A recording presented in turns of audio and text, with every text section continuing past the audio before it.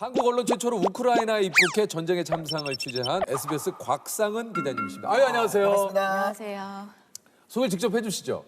안녕하세요. 저는 SBS 보도국의 곽상은 기자입니다. 지금 정치부 국제팀에 있습니다. 아유, 먼저 우크라이나하고 러시아 이 전쟁이 좀 일어난 이유부터 조금 좀 설명을 해주시자면. 그러니까 기본적으로 러시아가 주장하는 우크라이나 침공의 이유는 나토의 동진이죠. 그러니까 나토가 북대서양 조약기구 이게 이제 미국하고 유럽의 국가들이 이제 서로 공동의 방위를 약속한 그런 뭐 연합체 같은 거잖아요.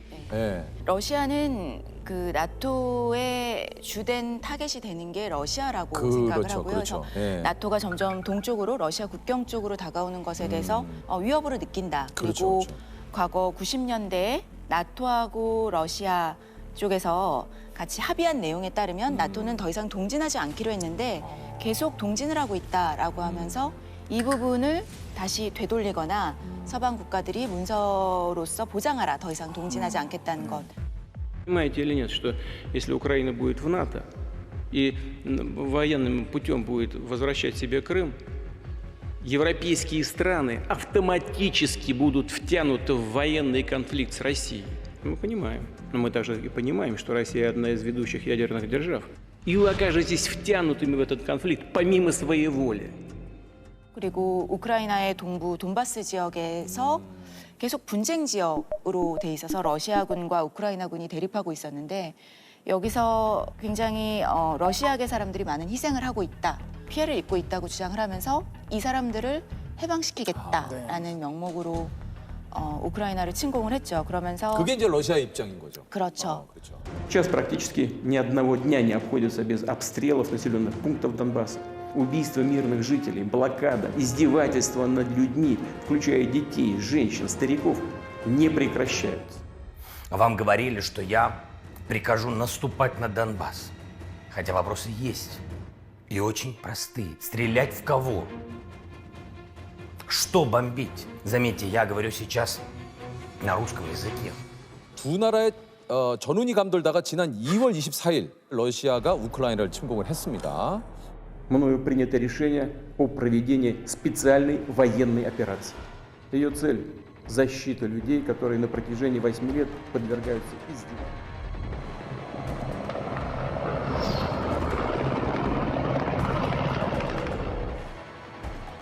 (21세기의) 유럽에서 이런 규모의 전쟁이 일어날 수 있다는 것에 대해서 많이 충격들을 받았고 맞아요. 그 과정에서 러시아가 여전히 유럽 대다수 국가들에게 위협이 될 수밖에 없다는 것을 다시 한번 깨닫게 하는 계기가 됐죠. 그리고 푸틴 대통령이 여전히 구소련 체제, 소련 체제에 대한 향수를 갖고 있는 것 아닌가. 그것이 굉장히 현대 사회에 위협이 되고 있다라고 생각을 하게 된 것 같아요. 그래서 더 많은 국가들이, 북유럽 국가들이 또 나토에 들어가겠다고 지금 그렇죠, 그런 그렇죠. 움직임이 핀란드도 생긴 지금 거죠. 이제 나토 가입을 네, 또 이제 선언을 추진하고 했고요. 전쟁 발발 후에 바로 취재를 가신 겁니까? 저희가 전쟁이 나기 며칠 전에 첫 번째 선발대 팀이 출발을 했어요. 그리고 전쟁이 나고 나서 가겠다고 의사를 표명한 기자들 중에서 제가 일단 2차로 가게 됐죠. 가게 되신 거예요. 네. 직접 지원을 하신 겁니까? 지원하지 않는 기자는 보낼 수가 없어요.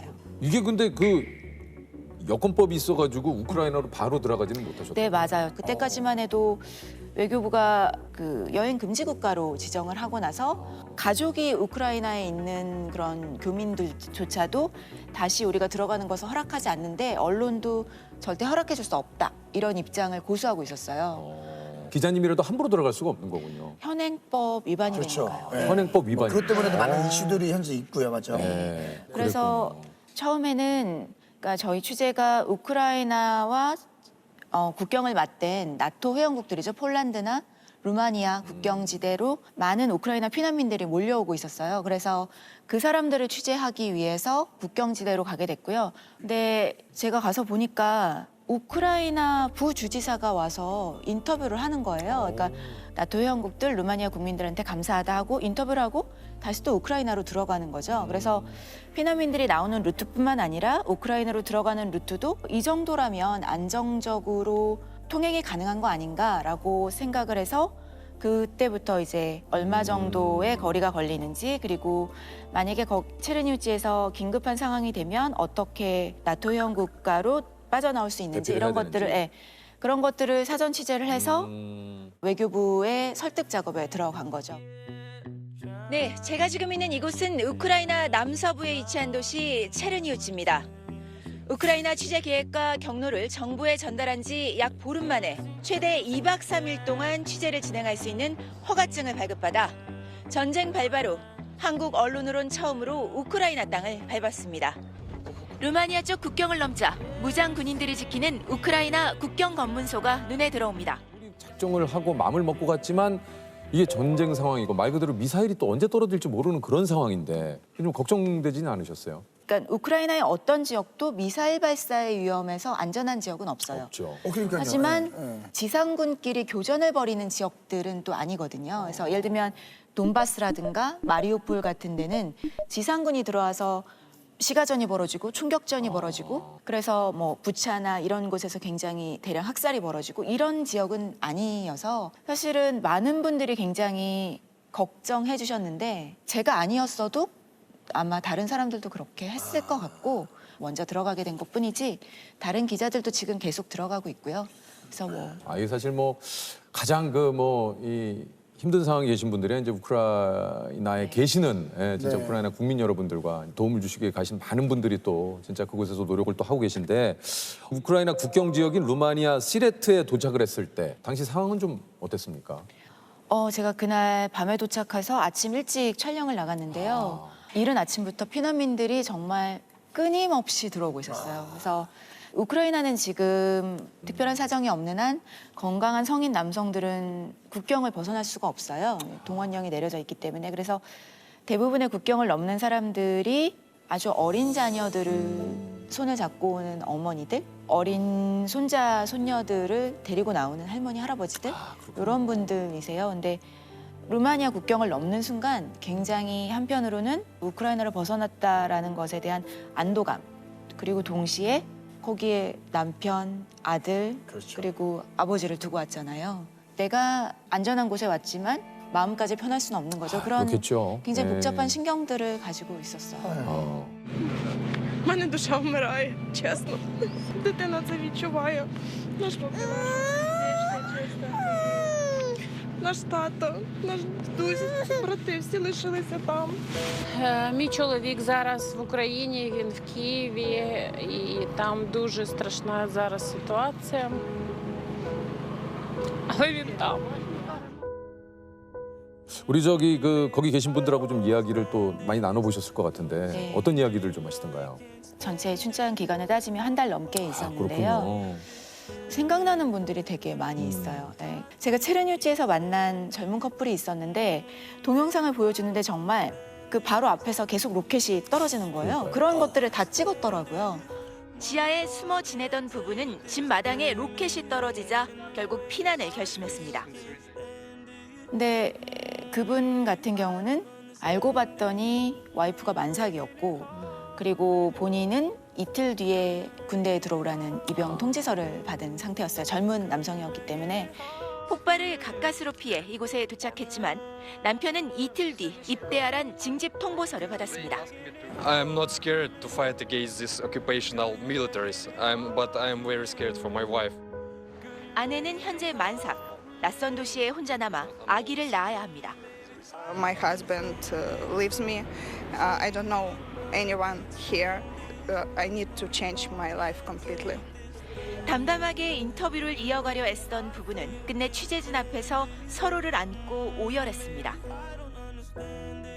그리고 제가 루마니아 들어갈 때 만난 아프리카에서 직업을 갖고 일을 하다가 고국에서 전쟁이 났다는 얘기를 듣고 직장을 그만두고 다시 고국으로 싸우러 들어가는 오데사의 시민분 인터뷰했었는데요.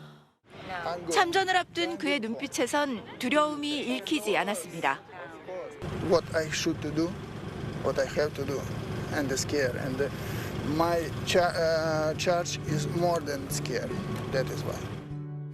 사실 우리가 모두 나라에서 전쟁이 난다고 하면 나라를 지키겠다고 하지만 정말 외국에 머물고 있을 때 바로 짐을 싸들고 들어가는 것은 생각보다 굉장히 많은 용기를 필요로 하는 일일 거예요. 그런데 두려운 것보다 나라에 대한 나의 책임감 그리고 나라를 지켜야 한다는 마음이 훨씬 더 나를 강하게 이끈다. 요인이 되고 있다라고 말했을 때 정말 대단하다는 생각이 들면서도 한 명 한 명의 굉장히 어려운 선택들을 해야 되는 사람들. 네, 안타깝죠. 전투복을 입고 무장을 한 이 여성들은 서슬퍼런 목소리를 냈습니다. Мы будем уничтожать врага на каждом сантиметре украинской земли. І ми ні на кого не нападали, ми захищаємо своє. Ні, це просто як від душі, від серця, та як допомога армії. 미국과 영국 등 전 세계에서 러시아군과 싸우겠다는 사람들이 몰려들면서 우크라이나의 다국적 민병대는 2만 명을 넘은 것으로 추산됩니다. 그분들이 공통적으로 기자님에게 좀 전하고 싶은 메시지가 있다고 그래요. 그러니까 모두가 굉장히 쉽지 않은 인터뷰 그리고 굉장히 고통스러운 삶의 부분에 대해서 얘기를 하는 거기 때문에 아, 그렇죠. 방송 카메라 앞에서 이렇다 저렇다 설명을 해주는 게 마음 편하지 않을 수 있어요. 근데 그분들이 계속 얘기했던 게 우리의 상황을 정확히 알려달라. 그리고 우리가 잊혀지지 않도록 알려달라라는 목소리들이 굉장히 간절했고 그래서 굉장히 본인들에겐 힘든 얘기인데 기꺼이 얘기를 해주셨던 것 해주신 같아요. 거군요. 네. 뭐 2박 3일 정도 그 우크라이나에 가서는 또 어떻게 또 취재를 또 하셨습니까? 일단 군부대를 좀 취재를 하고 싶었어요. 근데 군부대에 들어가는 것은 보안상의 이유로 성사되지 못했지만 군인분을 나와서 인터뷰를 했고요. 그리고 거기에 있는 경보 사이렌이 울릴 때마다 사람들이 피해서 숨어 들어가는 지하의 방공호들 그리고 거기서 전쟁에 직접 참여하진 않지만 무기와 관련된 것들을 만드시고 뭐 그런 시민분들도 취재를 했고요.